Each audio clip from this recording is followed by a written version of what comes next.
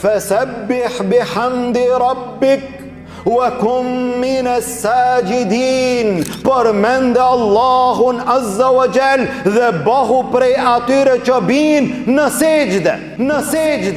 Dhe fale namazin. Atë kanë mbuluar dunjaja, atë kanë ngarkuar problemet e saj, a ndjen mërzi në zemër, a ki piklim në shpirtin tanë, atë kanë mbuluar brengat, telashet, problemet, e kështu me radhë, po, bjeri në sejdë Allahut Azza wa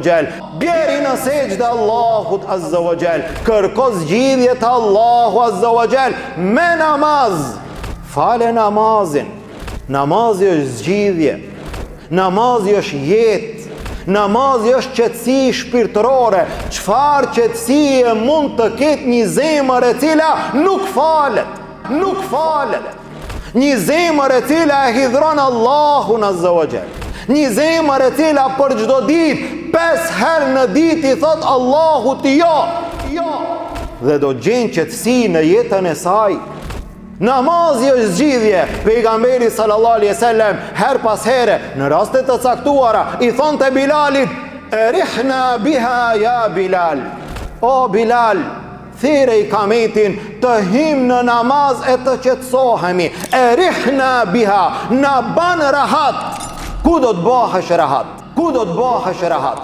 Po ti nuk mund të bëhesh rahat në jetën e kësaj dunjaje. Nga se nuk të len familja, nuk të len bashkëshortja, nuk të len fëmijët, nuk të len punët, nuk të len obligimet, nuk të len hargjimet, dhe ti vazhdimisht je angazhuar. Banu pak rahat, po ku të bëhem rahat?